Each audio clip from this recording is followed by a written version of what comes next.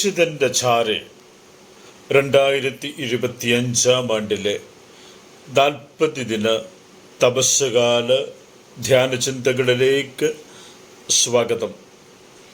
Roman കത്തോലിക്ക സഭയിൽ വിഭൂതി ബുധൻ തുടങ്ങി വലിയ ശനി വരെ നീണ്ടു നിൽക്കുന്ന 40 ദിന ധ്യാനചിന്തകൾ.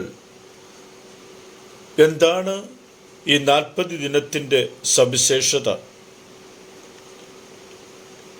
പുതിയ നിയമത്തിൽ കർത്താവായ യേശു 40 ദിവസം മരുഭൂമിയിൽ ഉപവസിച്ചതിന് ശേഷമാണ് തൻ്റെ പരസ്യ ജീവിതം ആരംഭിക്കുന്നത് എന്ന് നമുക്കറിയാം. ഈ 40 ദിവസത്തിൻ്റെ ഇടയ്ക്ക് വരുന്ന ഞായറാഴ്ചകൾ കർത്താവിൻ്റെ ദിനം, ഉദ്ധാന ദിനം, 6 ഞായറാഴ്ചകൾ നോമ്പ് ദിനമായി കാണുന്നില്ല. ഈ 40 ദിവസത്തിൻ്റെ ഇടയ്ക്ക് പ്രത്യേകിച്ച് ഞായറാഴ്ചകളിൽ വിശുദ്ധരുടെ തിരുനാളുകൾ വന്നാലും അതുപോലും മാറ്റിവെക്കുന്നു എന്നത് ഉദ്ധാന ദിവസം ഞായറാഴ്ച മറ്റൊന്നിനുമല്ല പ്രാധാന്യം കൊടുക്കേണ്ടത് കർത്താവിൻ്റെ ഉദ്ധാനത്തിന് തന്നെ എന്നതുകൊണ്ട് ഞായറാഴ്ച നോമ്പാചരണം ഒഴിവാക്കണം എന്ന് അർത്ഥമില്ല. യേശു 40 ദിനം മരുഭൂമിയിൽ ഉപവസിച്ചു എന്ന് ഞാൻ സൂചിപ്പിച്ചല്ലോ. പഴയ നിയമ കാലഘട്ടത്തിലൂടെ കടന്നു പോകുമ്പോൾ 40 എന്ന അക്കം ബൈബിളിൽ ഒത്തിരി ഇടത്തിൽ കാണുന്നുണ്ട്. നോഹയുടെ കാലത്തെ വെള്ളപ്പൊക്കം 40 ദിനം നീണ്ടു നിൽക്കുന്നതായി കാണുന്നു. മോശയുടെ ജീവിതം തന്നെ 40 എന്ന രീതിയിൽ നാം മനസ്സിലാക്കുന്നു. മോശ മിദ്യാനിൽ ആട്ടിടയനായി 40 വർഷങ്ങൾ ചെലവഴിക്കുന്നു. മിദ്യാനിലെത്തുന്നതിന് മുമ്പ് 40 വർഷങ്ങൾ ഈജിപ്തിലെ രാജകൊട്ടാരത്തിൽ മോശ ജീവിക്കുന്നു. മിദ്യാനിലെ വാസം കഴിഞ്ഞ് 40 വർഷങ്ങൾ ഇസ്രായേൽ ജനതയെയും കൊണ്ട് മരുഭൂമിയിലേക്കുള്ള അല്ലെങ്കിൽ ജോർദാൻ നദിയിലേക്കുള്ള യാത്ര.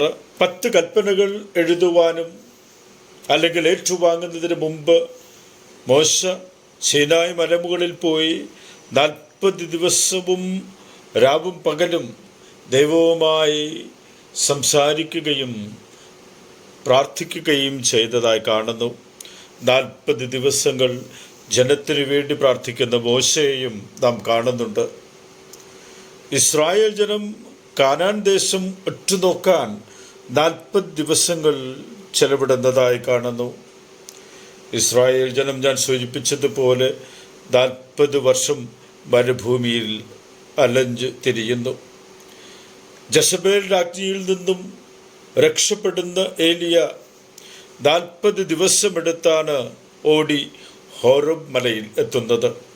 ഉദ്ധിതനായ യേശു സ്വർഗാരോഹണത്തിന് മുമ്പ് 40 ദിവസം അപ്പസ്തലന്മാർക്കും ശിഷ്യന്മാർക്കും പല ഇടങ്ങളിൽ വെച്ച് പ്രത്യക്ഷപ്പെട്ട് അവരോട് സംസാരിക്കുന്നു.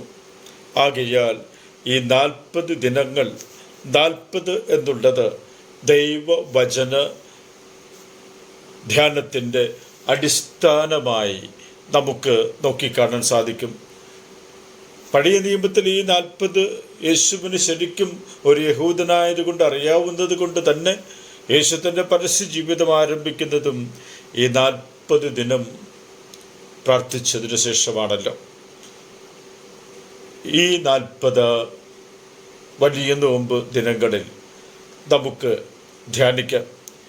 എന്തിനാണ് ഈ 40 ദിനങ്ങൾ നമുക്ക് ധ്യാനിക്കുവാനായി സവിശേഷമായി സഭാമാതാവ് തരുന്നത്? ഈ 40 ദിവസം മാത്രം ധ്യാനിച്ചാൽ മതിയോ, അല്ലെങ്കിൽ ഉപവസിച്ചാൽ മതിയോ,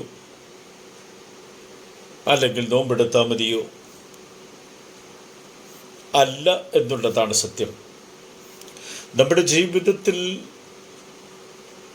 നോമ്പ് ജീവിതത്തിൻ്റെ ഭാഗമാക്കി മാറ്റുമ്പോൾ എന്താണ് നോമ്പ് കൊണ്ട് അർത്ഥമാക്കുന്നത്?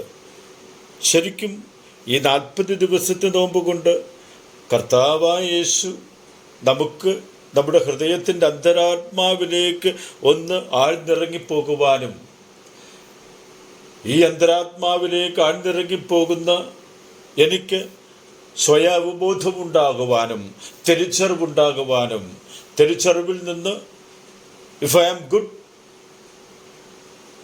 Jesus wants to be better. If I am better, Jesus wants me to be the best. ഞാൻ നല്ലവനാണ്. ഈ ധ്യാന ചിന്തകളിലൂടെ കടന്നു പോകുമ്പോൾ ഞാൻ കുറച്ചുകൂടെ നല്ലവനാകാനുണ്ട്, ഇമ്മിണിക്കൂടെ നല്ലവനാകാനുണ്ട്.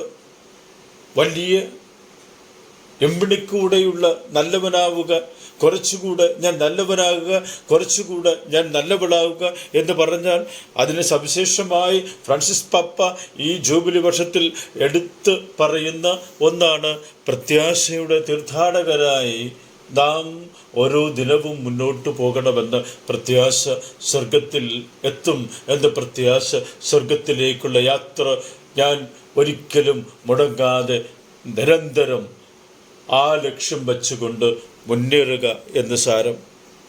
ഈ തപസ്സുകാലം നമുക്ക് അതിനായി ഉപകരിക്കുന്നതാകട്ടെ. ഈ തപസ്സുകാലത്തെ 2 തിരുനാളുകൾ നാം നോമ്പനുഷ്ഠാന ദിനമല്ലാതാക്കി ആഘോഷിക്കുന്നുണ്ട്. ഒന്ന് മാർച്ച് 19 വിശുദ്ധ യൗസപിതാവിൻ്റെ തിരുനാൾ ദിവസം, 2 കർത്താവിൻ്റെ മംഗളവാർത്ത തിരുനാൾ മാർച്ച് 25. തീർച്ചയായിട്ടും ഈ നോമ്പനുഷ്ഠാനത്തിൻ്റെ സത്ത ഈ ദിനങ്ങളിൽ ധ്യാനാത്മകമായി ചിന്തിച്ചുകൊണ്ട് നമ്മുടെ തിരിച്ചറിവിലേക്ക്, നമ്മുടെ സ്വയാവബോധത്തിലേക്ക് പ്രത്യാശയുടെ തീർത്ഥാടകരായ നാം സ്വർഗം ലക്ഷ്യം വെച്ച് ഓരോ ദിനവും ഓരോ നിമിഷവും മുന്നേറുവാൻ അനുഗ്രഹിക്കുന്നതാകട്ടെ. ആമേൻ. എല്ലാ സ്നേഹിതർക്കും തപസ്സുകാലത്തിൻ്റെ എല്ലാവിധ ദൈവാനുഗ്രഹങ്ങളും സ്നേഹപൂർവ്വം നേരുന്നു. ഈശോ മിശിഹയ്ക്ക് സ്തുതിയായിരിക്കട്ടെ.